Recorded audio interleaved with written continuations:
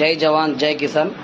నేను ఇప్పుడు లైవ్లోకి రావడానికి గల కారణం ఏమనగా, మనం అందరం భార్యా పిల్లలతో సంతోషంగా జీవిస్తున్నామంటే ఆ బార్డర్లో జవాన్లు ప్రాణాలను పణంగా పెట్టి, వాళ్ళు ప్రాణాలనే పణంగా పెట్టి కంటి మీద కునుకు లేకుండా మనల్ని కాపాడుతున్నారు ఆ జవాన్లు.